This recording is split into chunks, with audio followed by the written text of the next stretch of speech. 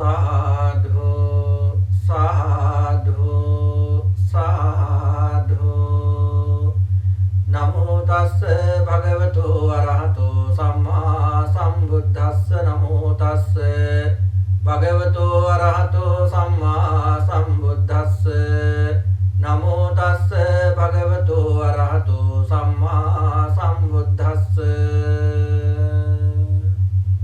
තෙරුවන් සරණයි කාරුණික වාසනාවන්ත පින්වතුනි සූත්‍ර සාකච්ඡාව ආරම්භ කරන්නටයි සූදානම් වන්නේ අද දවසේදී අපි සාකච්ඡාවට භාජනය කරන්න බලාපොරොත්තු වන්නේ චූල යමක වර්ගයේ පස්වන සූත්‍ර දේශනාව චූල ධම්ම සමාදාන කියන සූත්‍ර දේශනාව.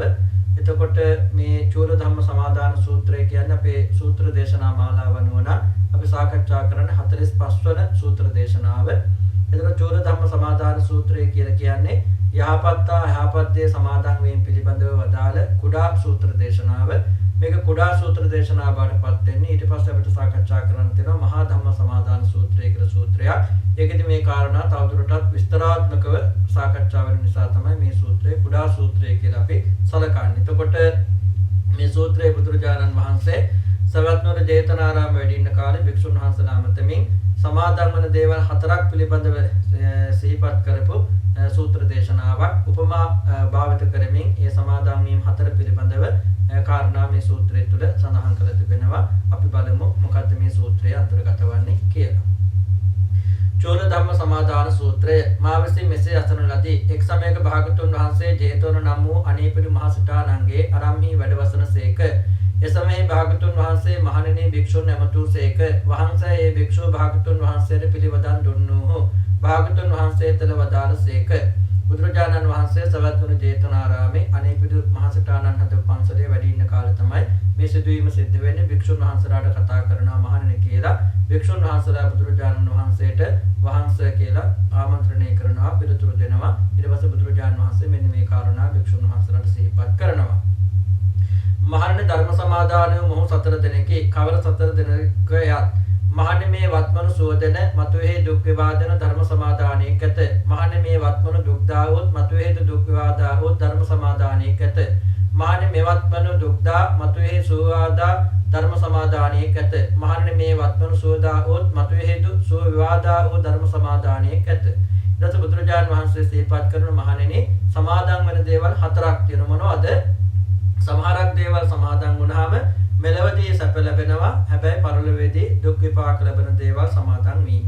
ඒ වගේ මෙලවදී දුක් ලැබෙන පරලොවේදී දුක් විපාක ලැබෙන දේවල් සමාදන් වීම. මෙලවදී දුක් ලැබෙන පරලොවේදී සැප විපාක ලැබෙන දේවල් සමාදන් වීම. මෙලවදී සැප ලැබෙන පරලොවේදී සැප විපාක ලැබෙන දේවල් සමාදන් වීම කියලා සමාදන් වීම 4ක් තියෙනවා කියලා බුදුහාමුදුරුවෝ සිහිපත් කළා.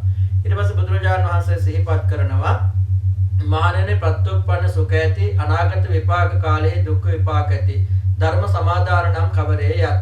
මහණෙනි වස්තුකාමහා ක්ලේශකාමී දොසෙක් නැති ඒවන් මාදීව මෙසෙයින් බණන සැහැව ඇති ඒවන් දෘෂ්ටිකෝ මෙසෙයින් ගත් දෘෂ්ටි ඇති මහණ බමුණු කෙනෙක් ඇත. ඔහු වස්තුකාමී ක්ලේශකාම ద్వාරයේ පියමුතු බවට රිසසේ වැළඳිය යුතු බවට පැමිණෙති. මොහු මවුලේ බැඳ තාපස පරිත්‍රාජිකාවන් හා ඉදුරන් පිනවත්.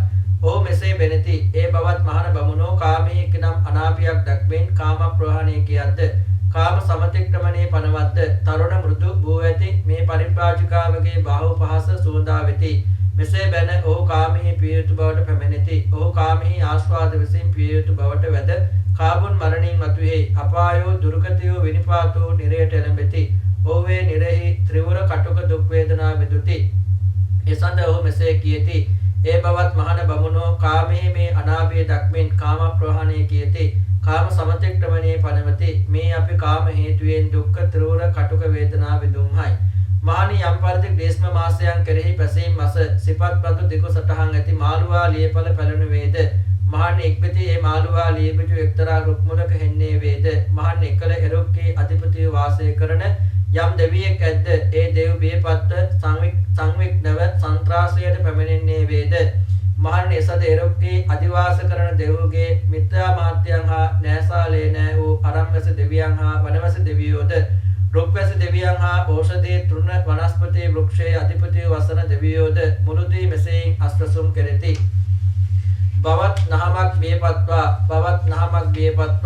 මොනරෙක්කෝ තෙල මාළුවා බිජු ගලන්නේ නම් මුවෙක්කෝ බුදින්නේ නම් ලැබුගිනි හෝ දවන්නේ නම් වනකම් කරනෝ උතුරාලන්නා වුනම් වේයෝ කන්නා වුනම් අබීජෝ වේ නම් මනා මැනුයි එතකොදුව මහණෙනි මොනරෙක්කෝ ඒ මාළුවා බිජු නොම ගලගන්නේය මුවෙක්කෝ නොබදින්නේය ලැබුගිනි හෝ නොදවන්නේය වනකර්මයේ තියුක්තයෝ නියුක්තයෝ හෝ නොඋතුරන්නාහ වේයෝ හෝ නොකන්නාහ එයින් බීජයක්ම වේ ඒ බිජු ප්‍රාවෘෂ මේඝයා වැසි කල මහා මේ විසින් මොනවට වස්නා ලදුව මනාකොටම නැගෙන්නේය ඒ මාළුවාලිය වැඩුනි තරුණම මෘදුව වූ ඇතිව ඔබමොබ ලෙලනු වෙයි ඒ මාළුවාලතා ඒ රුක් පිරිරැබ සෙවුනී වෙයි මාන්නේ සද එරුක්ගේ අධිපතිය වසන දෙව්පුත්තට මෙසේ සිට්වේ ඒ බවත් මිත්‍යා මාත්‍යයන් හා නෑසහලේ නෑ වූ අරම්වැස දෙවියන් හා වනවැස දෙවියෝ රුක්වැස දෙවියන් හා ඕසදී තෘණ වනදෙටු රුක්කේ නිවැස දෙවියෝ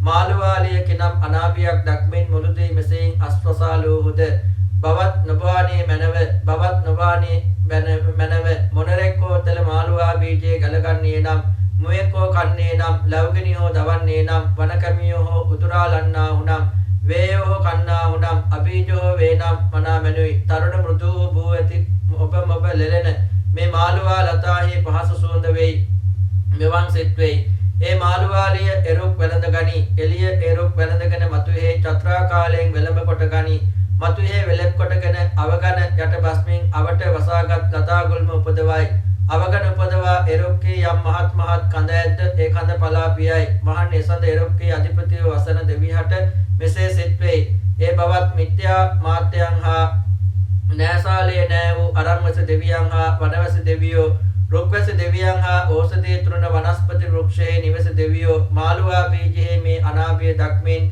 මුළුදී මෙසේ අස්වසූහු බවත් නොබානේ මැනව බවත් නොබානේ මැනව මොනරෙක්කෝ තෙල මාළුවා බීජය ගලගන්නේ නම් මුවෙක්කෝ කන්නේ නම් ලැබුගිනි හෝ දවන්නේ නම් වනකැමියෝ උදුරා පියන්නා වුනම් වේයෝ කන්නා වුනම් අබීජෝ වේ නම් මනා මැනුයි කියයි මම දැන් යම් හේකින් මාළුවා බීජ හේතුයෙන් දුක් ත්‍රිවර කටුක වේදනා විඳින්ද එසේන් එසේ අස්වසූහ මාන එපරිදිම වස්තුකාමහා ක්ලේශකාර්මී දොසෙක් නැති ඒවං වාදී වූ ඒවං දෘෂ්ටිකෝ මහණ බමුණු කෙනෙක් ඇත ඔහු වස්තුකාමී පියයුතු බවට පැමිණෙති ඔහු මවුලේ බැඳි තාපස පරිප්‍රාජිකාවන් හා ඉඳුරම් පිනෙමති ඔහු මෙසේ බණිති ඒ බවත් මහණ බමුණෝ කාමී කිනම් අනාභියක් දක්මින් කාම ප්‍රහාණය කියද්ද කාම සමතික්‍රමණයේ පනවද්ද තරුණ මෘදු වූ ඇති මේ පරිප්‍රාජිකාවගේ බාහේ පාස සෝදා වෙති මෙසේ බැන ඔහු කාමී පාතව්‍යතාවට පැමිණෙති ඔහු කාමී ආස්වාද විසින් පියයුතු බවට වැද කාමුන් මරණින් මතුවේ අපායෝ දුර්ගතියෝ විනිපාතෝ නිරයට එළඹෙති ඔහු ඒ නිරයෙහි ත්‍රිවර කටුක දුක්ඛ වේදනා විඳුති එසඳ ඔහු මෙසේ කියති ඒ බවත් මහණ බමුණෝ කාමී මේ අනාභිය දක්මින් කාම ප්‍රහාණය කියති කාම සමතික්‍රමණයේ පනවති මේ අපි කාම හේතුයෙන් කාම නිදානයෙන් දුක්ඛ ත්‍රිවර කටුක වේදනා විදුම්හයි මහණනි මේ මෙවත් වන්හි සුවදෙන මත දුක් විපාක දෙන ධර්ම සමාදානයයි කියනු ලැබේ. එතන බුදුරජාණන් වහන්සේ සිහිපත් කරනවා පළවෙනි එක තමයි මෙලවදී සැප ලැබෙන හැබැයි පරලොවේදී දුක් විපාක ලැබෙන දේවල් සමාදන් වෙනවා කියන්නේ මොකක්ද කියන කාරණාව. එතකොට ඒක විස්තර කරමින් බුදුහාමුදුරු සිහිපත් කරන සමහරක් බ්‍රහ්මයන් කියනවා කාම සැප වින්දට කිසි වරදක් නැහැ කියලා. මොකද කරන්නේ කාම සැප උදෙසා වරදට පෙළඹෙනවා. එහෙම පෙළඹිලා ජටාපති තවසයන් සමග එකතු වෙලා ඉඳුරම් පිනවනවා. ඊට පස්සේ කල්පනා කරනවා මේ සමහරක් සමනක් බ්‍රහ්මණයන් මොකටද මේ කාමයන්ගෙන් ඈත් වෙන්න කියලා කියන්නේ? මොකක් නිසාද මේ කාමයන්ගේ යථාර්ථය දකින්න කියලා කියන්නේ? කොච්චර මේ සුවයක් පහසුවක් ලැබෙනවද? කොයිතරම් අගනේද මේ වගේ මේ මෘදු ලොම් තියෙන මේ යෝන් තාපසයන්ගේ පහස කොච්චර වටිනවද කියලා ඒගොල්ලෝ මේ විදිහට ඒ කම්සප විඳින්මින් කාලය ගත කරනවා. කාලය ගත කරනවා වගේම අර ඒ කම්සප විඳින්න එපා ඒව අත්හරින්න කියපෝ ඒ සමන බ්‍රහ්මණයන් පිළිබඳව ඒ තාපසයන් පිළිබඳව වැරදි විදිහට කල්පනා කරන. එහෙම මොකද ඒගොල්ලෝ කිව්වේ මේක කොච්චර හොඳ දෙයක්ද කොච්චර පහසක් මේ තුලින් ලැබෙනවද කියලා. හැබැයි මේගොල්ලෝ ඒ සතුටෙන් මේ භවයේදී කම්සප විඳට ඒ මරණින් පස්සේ මොකද වෙන්නේ? අපාය ගිහිල්ලා උපත ලැබෙනවා. ඒ ගියාට පස්සේ ඒගොල්ලන්ට තේරෙනවා මේ අපි කම්සප විඳපු නිසා තමයි ඒ වගේම අනාගත බය දැකලා කාමයන් අත්හරින්න කිව්වට ඒ කාමයන් අත්හරපු නැති නිසා තමයි අපිට මේ දේ සිද්ධ වුනේ කියලා පසුව ඒගොල්ලෝ ඒ දුක් විපාක විඳිනකොට ඒගොල්ලෝ තේරුම් ගන්නවා. ඒක හරියට මේ බුදුහාමුදුරු උපමාවකින් සිහිපත් කරනවා. පායන කාලේ අන්තිම මාසේ මාළුවා වැලේ ගෙඩි පුපුරනකොට ඒක මාළුවා ගෙඩියක් ගිහිල්ලා එක සල් ගහක් මුලට වැටෙනවා. එතකොට ඒ සල් ගහේ දේවතාවෝ ගොඩක් බය වෙනවා. බය වුණාට පස්සේ ඒ සල් ගහට අධිග්‍රහිත දේවතාවගේ යාළුවෝ මිත්‍රයෝ නෑදෑයෝ ඒ ආරාමේ දෙවියෝ වන දෙවියෝ රුක් දෙවියෝ ඖෂධ ගස් කොළන් වලට මේ මහා වෘක්ෂ වලට අධිග්‍රහිත දෙවිවරු රැස්වලා කියන බය වෙන්න එපා. ඔය මාළුවාට මොනරෙක් හරි ගලලා දාවි, මුවෙක් හරි ඕක කාලා දාවි, නැත්නම් ගින්නකට හරි පිච්චලා යාවි. කැලේ වැඩ කරන කෙනෙක් හරි ඕක ගලවලා දාවි. එහෙම නැත්නම් වේයෝ හරි කාලා දාවි, නැත්නම් ඕක පැලවෙන එකක් නැහැ කියලා. ඊට පස්සේ මේ දේවතාව සනසන තමයි එහෙම කිව්වේ. හැබැයි ඊට පස්සේ මොකද වෙන්නේ? මේක මොනරෙක් කෑවෙත් නැහැ, මුවෙක් කෑවෙත් නැහැ, ගින්නකට අහුවුනේත් නැහැ, කැලේ වැඩ කරන කෙනෙක් උදුරලා දැම්මෙත් නැහැ, වේයෝ කෑවෙත් නැහැ. මේක වැස්සට හවුවෙලා හොඳට හැදෙන්න පටන් ගත්තා. හැදෙනකොට කල්පනා කර අර සල්ගහේ දේවතාවා මේ කොච්චර හොඳ දෙයක්ද? මොකටද මේගොල්ලෝ බය වෙන්න එපා කිව්වේ? මේක කවුරු හරි විනාශ කරයි කියලා කිව්වේ. මේක පැලවෙන්නේ නැති වෙයි කිව්වේ. ඒ වගේ මේක මේ මොනරෙක් හරි කාලා දාවි කියලා කිව්වේ මොකටද? මේ ගහක් මේ හැදෙනවා ලස්සනට. මේ බොහොම හොඳයිනේ මේ ගහේ වැඩිම. ඒ කියන්නේ මාළු වැටේ දැන් හොඳට ඉහළට හැදීගෙන යනවා කියලා මේ සතුටු වෙනවා ඒක හැදෙනකොට. හැබැයි කාලයක් ගියාට පස්සේ මොකද වුනේ? ඒ සල්ගහ සම්පූර්ණයෙන්ම විනාශ වෙන්න විදිහට මේ මාළුවා වැල මුළු සල්ගහ වටේම එල්ලෙලා මුළු සල්ගහම විනාශ වෙලා ගියා. ඊට පස්සේ මේ දේවතාව කල්පනා කළා මේ මගේ ඥාතීන්, ඒ වගේ මගේ මිත්‍රයෝ, මේ අනිකුත් දෙවිවරු මට බය වෙන්න එපා කියලා කිව්වේ. ඒ වගේ මේ ඇටේ කවුරු හරි විසික් කළා දාවි, ඒක විනාශ කළා දාවි, ඒ වගේම පැලවෙන්නේ නැති වේවි. ඒ වගේම මොනරෙක් හරි ගෙරලා දාවි කියලා, ඒ වගේම ගින්නකට හරි පිච්චලා යාවි කියලා කිව්වේ.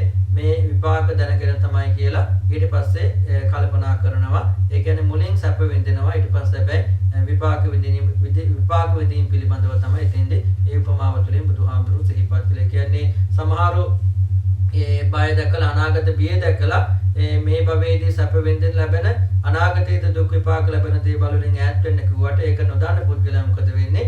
මේ භවයේදී සැප ලැබෙනකොට ඒකට සැපට හවු වෙලා සැප විඳිනවා. පස්සේ අනාගතයේදී දුක් විඳිනවා. එතකොට තමයි Tamante ඒ පිළිබඳව අවබෝධයක් ඇති වෙන්නේ කියන කාරණාව එතෙන්දී බුදුහාමුදුරුවෝ සිහිපත් කළා. ඊට පස්සේ මහණෙනි මෙවත් මන්හිදී දුක්ඛදායකෝ මතුවේ දුක්ඛ විපාකදායකෝ ධර්ම සමාදාන නම් කවරේ යත්. මහණෙනි මෙලව ඇතම් පුද්ගලයෙක් සෙලුවේ, හල ආචාර ඇති වේ, ආහාර කෙස නිම කළ අත ලෝණේ වේ. ආහාර පිණිස එව වහන්සය කීකර නොවන සිල් කොට ඇති වේ. සිටුව වහන්සය කීකර නොසිටුණු සිල් කොට ඇති වේ. ළඟට එළෝ ආහාර නොපිළිගනු වේ. උදෙසා කළ ආහාර නොපිළිගනු වේ. නිමන්ත්‍රණ නොපිළිගනු වේ. හේ කලමුවෙන් ගෙන දෙන ආහාර නොපිළිගනු වේ. හේ සලමුවෙන් ගෙන දෙන ආහාර නොපිළිගනු වේ. එලිපත අතර කොට දෙන ආහාර නොපිළිගනු වේ. දඩුව අතර කොට දෙන ආහාර නොපිළිගනු වේ.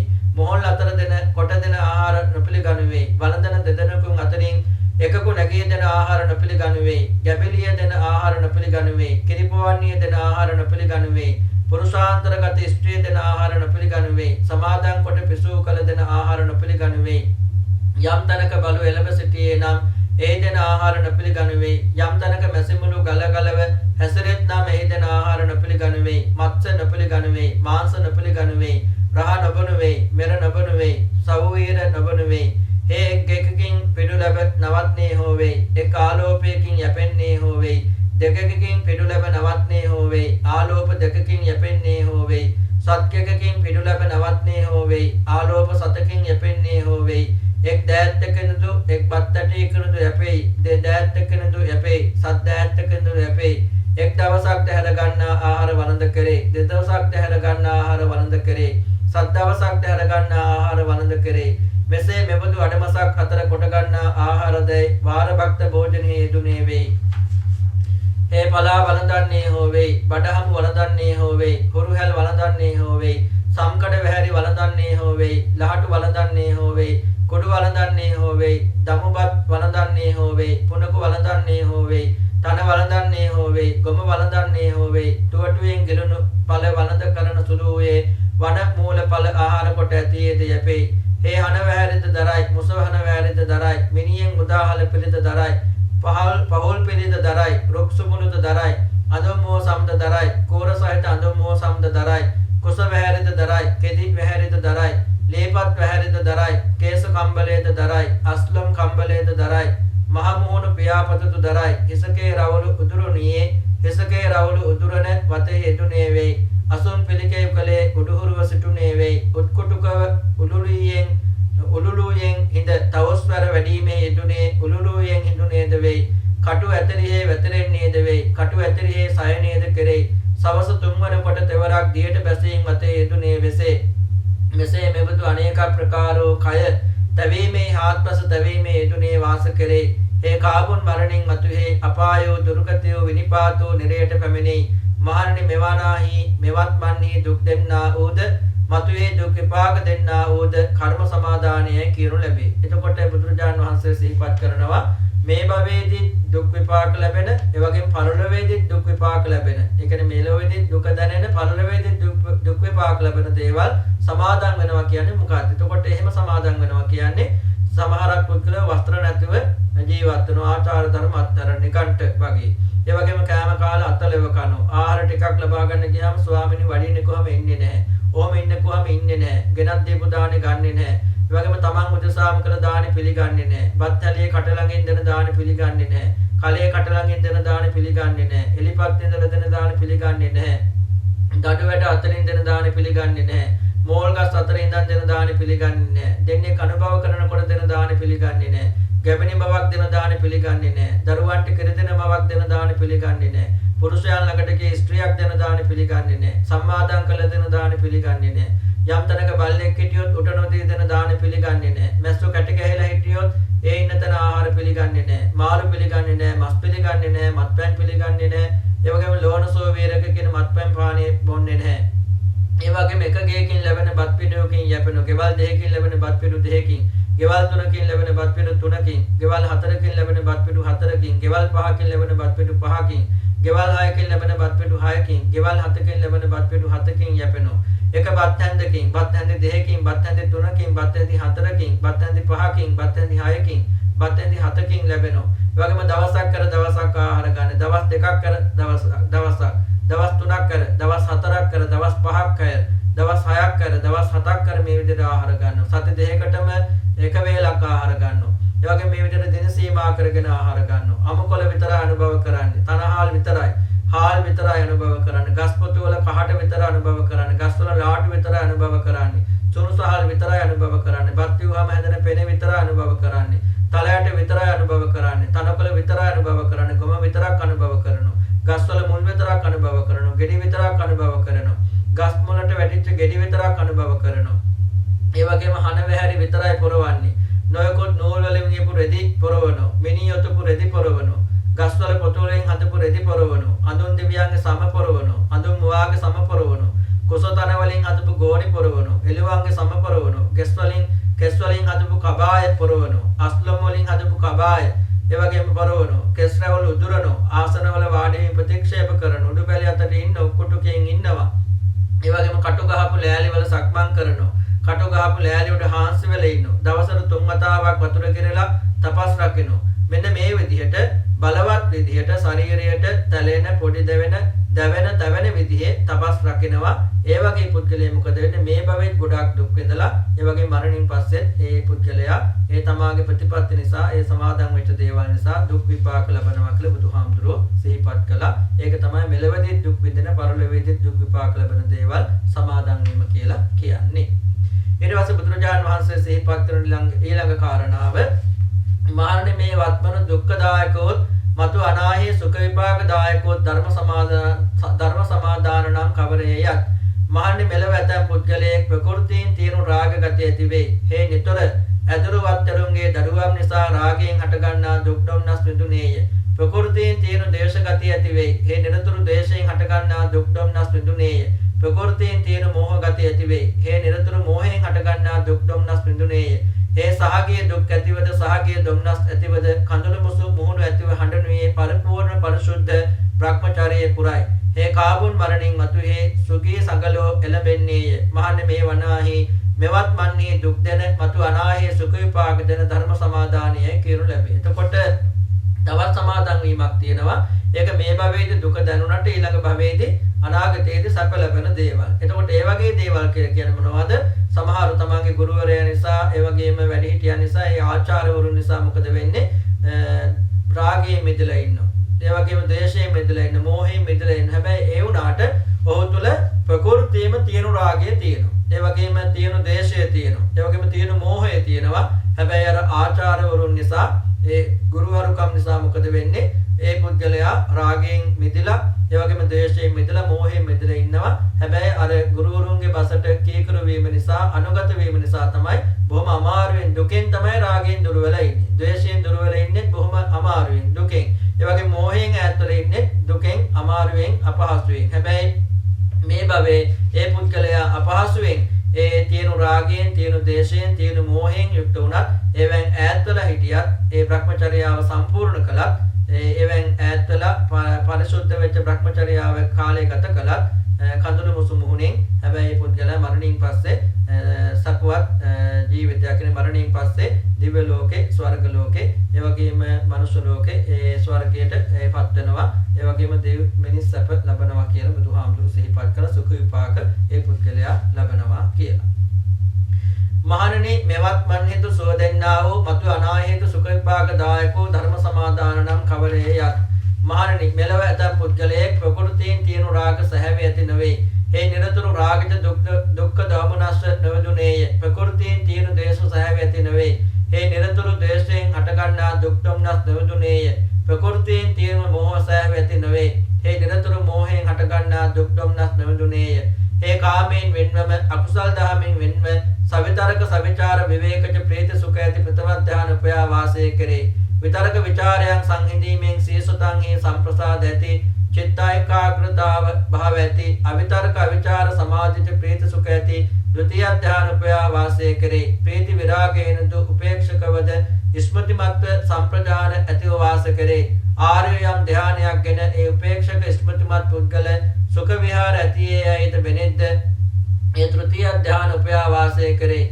සුඛය හා දුක්ඛයගේ ප්‍රහාණයෙන් පළමුව සොම්නස් දුම්නසුත් පහව යෑමෙන් අදුක්ඛ වූ අසුඛ වූ උපේක්ෂායෙන් ජනිත ස්මෘති පරිශුද්ධිය ඇති චතුර්ථ ධ්‍යාන උපයා වාසය කරේ. හේ කාපුන් මරණින් මතුෙහි සුඛී සග බබලව කරා එළඹේ. මහණෙනි, මේ මෙවත් මන්නේ සුඛදායක වූ මතු අනාහේ සුඛ විපාකදායක වූ ධර්ම සමාදානය කියනු ලැබේ. මහණෙනි, මොහු ධර්ම සමාදානය සතර දිනයයි වදාළසේක. භාගතුන් වහන්සේ මෙසුත් වදාළසේක. හටගත් සොම්නස් ඇතියේ මහණෝ භාගතුන් වහන්සේගේ භාෂිතය සතුටින් පිළිගත්. එතකොට සමහරක් දේවල් සමාදන් වුණා. මේ භවයේදී සැප ලැබෙනවා. ඒ වගේම ඊළඟ භවයේදී සැප විපාක ලැබෙනවා. ඒවැයි ස්වභාවය මෙන්න මෙහෙමයි කියලා බුදුහාමුදුරු විස්තර කරනවා. ඇතැම් පුද්ගලයෙක් ඉන්නවා ප්‍රകൃතියෙන් තියෙන රාගයෙන් තොරයි. ඒ වගේම තියෙන දේශයෙන් තොරයි. ඒ වගේම තියෙන මෝහයෙන් තොරයි. ඒ නිසා මොකද වෙන්නේ? ඔහු කුසල් දහම් වඩලා, ඒ වගේම හිත දියුණු කරලා ප්‍රථම ධ්‍යානයටපත් වෙනවා. ඒ වගේම ද්විතීය ධ්‍යානය ලබන, තෘතීය ධ්‍යානය ලබන, චතුර්ථ ධ්‍යානය ලැබලා ඔහු මේ භවයේදී සැප විපාක විඳිනවා, සපවත් ජීවිතයක් ගත කරනවා. ඒ වගේම මරණින් පස්සේ ඔහු ඊට පස්සේ ඊළඟ භවයේදී අනාගතයේදී සැප විපාක ලබනවා කියලා බුදුහාමුදුරුවෝ සිහිපත් කළා. කියන්නේ ඔහු තියෙන රාගයෙන් තොරයි, තියෙන ද්වේෂයෙන් තොරයි, තියෙන මෝහයෙන් තොරයි. ඒ තියෙන රාගයෙන් තොර නිසා, තියෙන ද්වේෂයෙන් තොර නිසා, තියෙන මෝහයෙන් තොර නිසා මොකද වෙන්නේ? ඔහු තමාගේ හිත ආධ්‍යාත්මික පැත්තට යොමු කරලා ප්‍රථම ධ්‍යානය, ද්විතීය ධ්‍යානය, තෘතීය ධ්‍යානය, චතුර්ථ ධ්‍යානය කියන මේ ධ්‍යානයන්ටපත් වෙලා බොහොම සපවත් ජීවිතයක් ගත කරනවා. ඒ වගේ මේ සපවත් ජීවිතයෙන් පස්සේ මරණින් පස්සේ ඔහු ආපහු සපවත් ජීවිතයක්, සපවත් විපාක, සුඛ විපාක ලබනවා කියලා බුදුහාමුදුරුවෝ සිහිපත් කළා. මෙන්න මේ විදිහට සමාදන් වීම හතරක් පිළිබඳව සිහිපත් කළා. කියන්නේ මේ භවයේදී දුක ලැබෙන, නමුත් පරලොවේදී දුක් විපාක විඳින්න සිද්ධ වෙන. මේ භවයේදී සැප දැනෙන, නමුත් පරලොවේදී දුක් විපාක ලැබෙන දේවල්. මේ භවයේදී සැප දුක දැනෙන, නමුත් පරලොවේදී සැප ලැබෙන. ඒ වගේ මේ භවයේදී සැප ලැබෙන, පරලොවේදී සැප ලැබෙන ඒ සමාදන් වීම කියලා සමාදන් වීම හතරක් පිළිබඳ බුදුහාමුදුරුවෝ ඉතින්දී සිහිපත් කළා. එතකොට සමහරු මේ භවයේදී දුක් විඳත් සමහරක් වෙලාවට ඒ ප්‍රතිපත්ති නිසා, ඒ සමාදන් වීම නිසා ඊළඟ භවයේදී ඒගොල්ලන්ට සැප විඳින්න සිද්ධ වෙනවා. ඒ වගේම මේ භවයේදී සැප දැනෙන ඊළඟ භවයේදී සැප දැනෙන සමාදන් වීම තියෙනවා කියලා බුදුහාමුදුරුවෝ සිහිපත් කළා. සමහරක් සමාදන් වීම තියෙනවා මේ භවයේදී සැපයක් දැනුණට ඊළඟ භවයේදී අපිට දුක් විඳින්න සිද්ධ වෙනවා. ඒ වගේ මේ භවයේදී දුක් දැනෙන ඊළඟ භවයේදී දුක් විපාක ලැබෙන දේවල් තියෙනවා කියලා බුදුහාමුදුරුවෝ සිහිපත් කළා. එතකොට අර ඒ තාපසේ ජීවිතයක් ගත කරන අය ඒ තාපසයන් සමග බොහොම සපවත් ජීවිතයක් ගත කළ මේ භවයේදී ඊළඟ භවයේදී දුක් විපාක ලැබෙන ආකාරය පිළිබඳව මාළුවා වැලේ කතාව සල්ගහක් ඉතිච්ච මාළුවා වැලේ කතාවෙන් බුදුහාමුදුරුවෝ ඉතින්දි ඒ කාරණා පිළිබඳව සිහිපත් කරන්නට දුනා. ඉතින් මේ විදිහට මේ සමාදන් වීම හතරක් පිළිබඳව තමයි භික්ෂුන් වහන්සේලාට සිහිපත් කළේ.